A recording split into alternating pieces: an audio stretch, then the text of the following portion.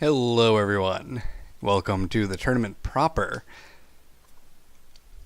We are at the stage of this tournament where we are going to actually get into the triple elimination matches, and as a result we are going to have quite a few matches to get through. By my count, approximately 51, if I've got my math right. And I have completed my in-game representation of the match board. If we head on down, I can show you quick. Here behind me is the primary match board. This is where people will fight and experience their first loss. The end result, there will be someone who gets to this point without having experienced a single loss, and they will be going up against someone who has already experienced a loss, but no loss since. And everyone who loses gets put over onto this side. Now, this is where it would end if it was a double elimination. It's not a double elimination, it's a triple elimination. So, we go down one more layer to the final chance chamber. Everyone who has experienced 2 losses will get put down onto this board. And yes, it is kind of an awkward board, which has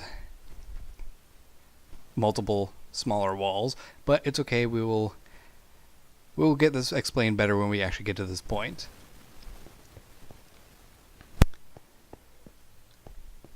Anyone who loses in these matches is eliminated from the tournament for good.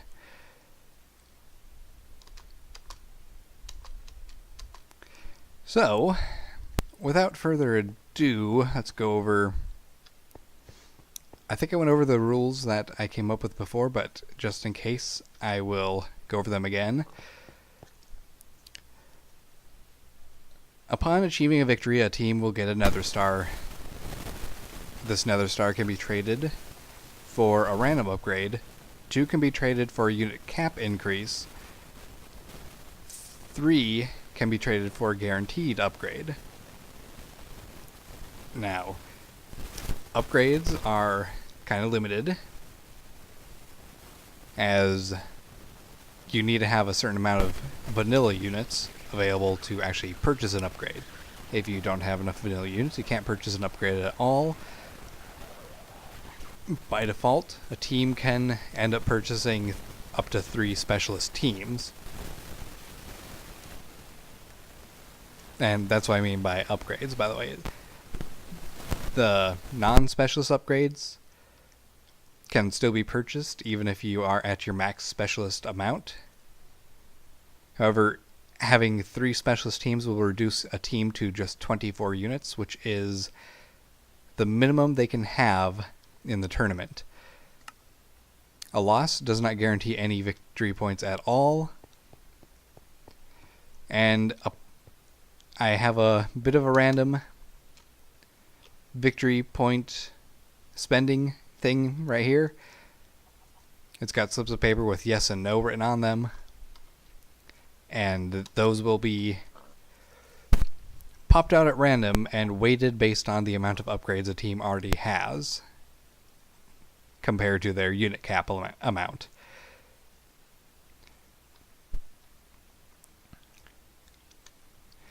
So,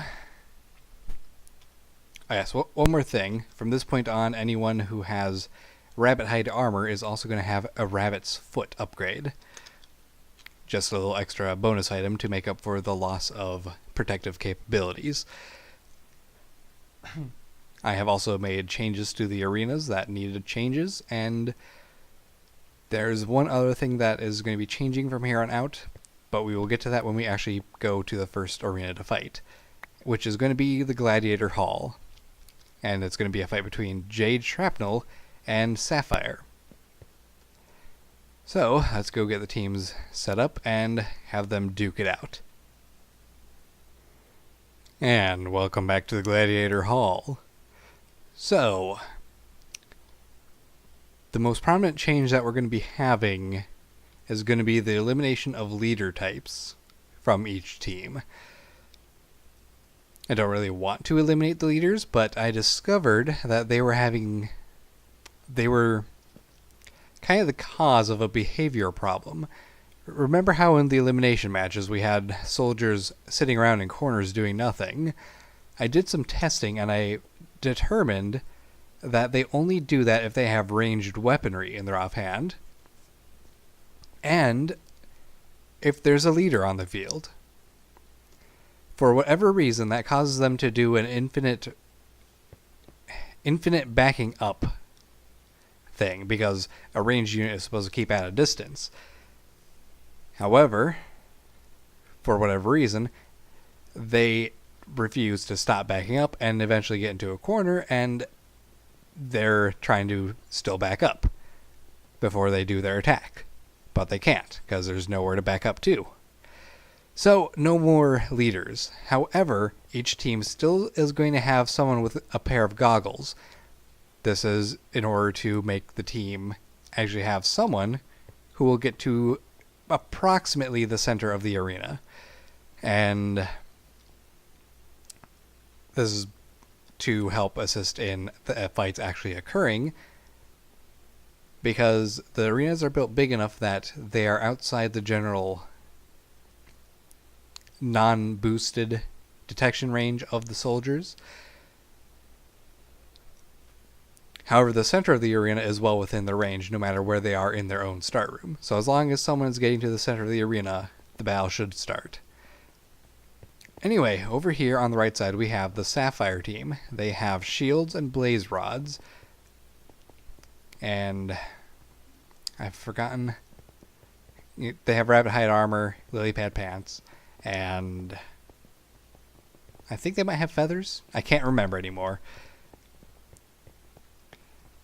Anyway, on the left side we have Jade Shrapnel, who have regular leather, bone clubs, and nether quartz for knockback.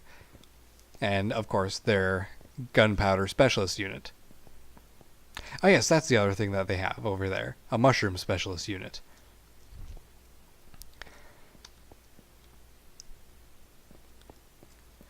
Alright, so one more thing about the glasses. The glasses by default will go to a specialist team. Unless there is no specialist team, then just any soldier will have them.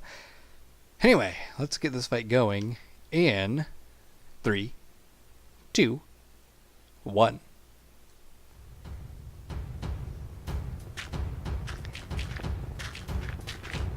And both teams are, well, let's just say that the battles are going to be a little bit more chaotic from now on, which is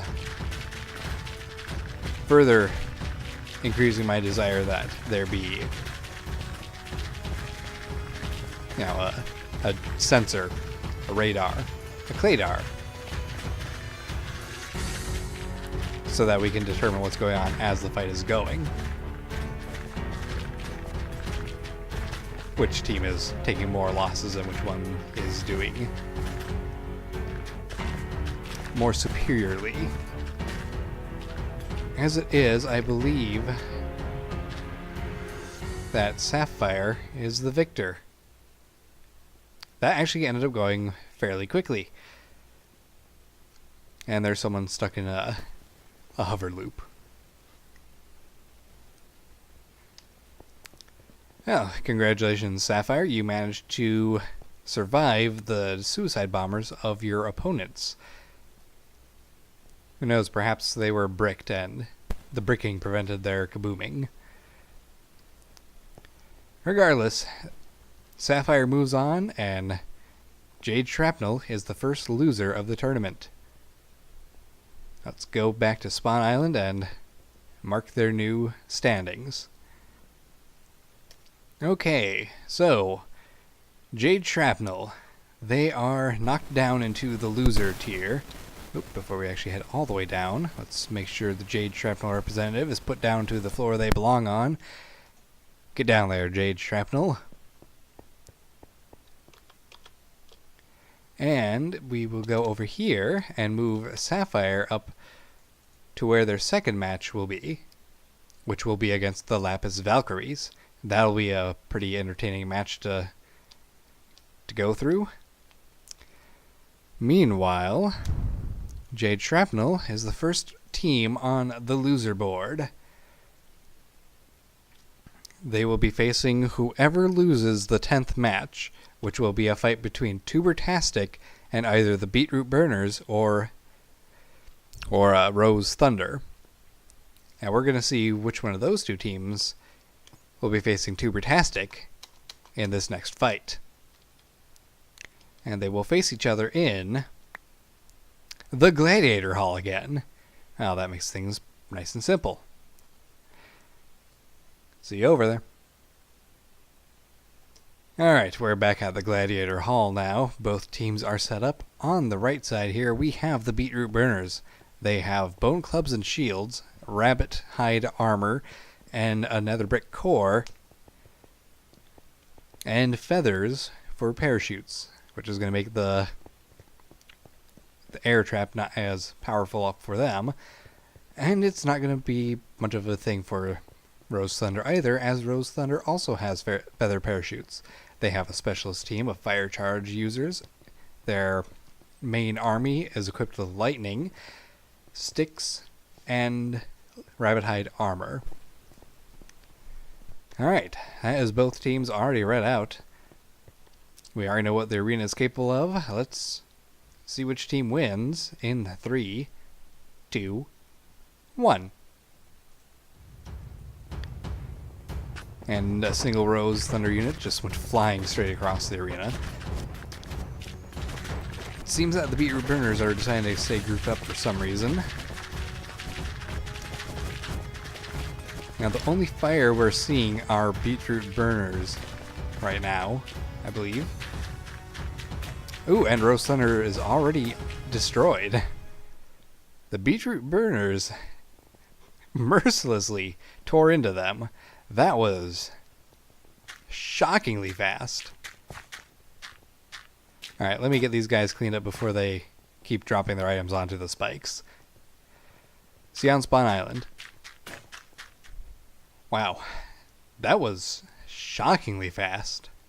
I would have expected Rose Thunder to do a little bit better, last a little bit longer, with how much firepower they had at their disposal, both in terms of fire charges and lightning blasts. But no, I guess the bone clubs of the Beetroot Burners were just too strong for such a lightly armored team.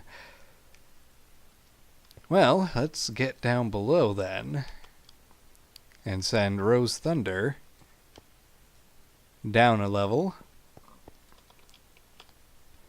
and put them on the losing portion where they belong. And the Beetroot Burners forward to face their other vegetable brethren, the Tubertastic team.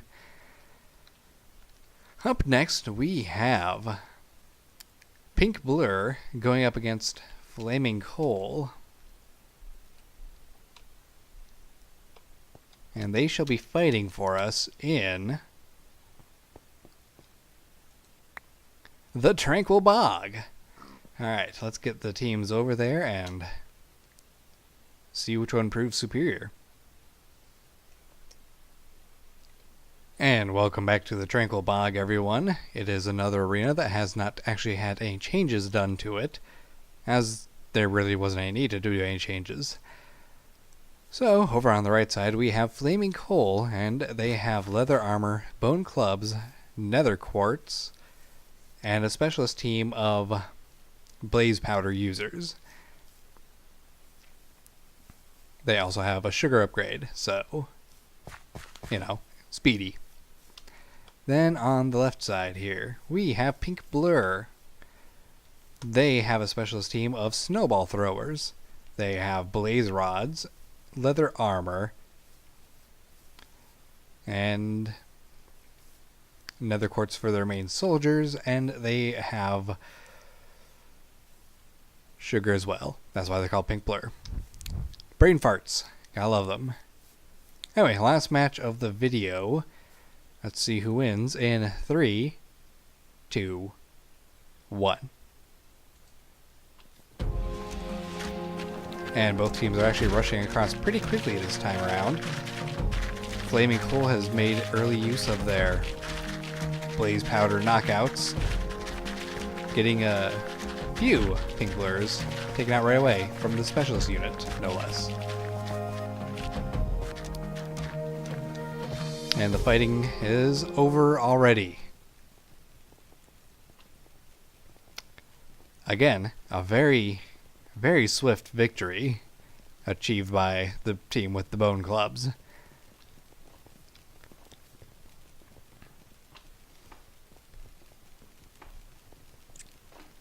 And I don't know how many losses they actually sustained during this fight, because we don't have Cladar, which is going to be something I'm going to be upset about for ever. Oh well, Pink Blur, they have been defeated. Flaming Coal gets to move on. Yeah, I'm not entirely sure if using Blaze Rods against a Coal soldier would have been very effective in real life. You would just end up with a Flaming Coal soldier charging at you. Anyway, I'm going to get these guys cleaned up and taking care of all the extra stuff off camera. I will see you in the next video. Take care, everyone, and goodbye.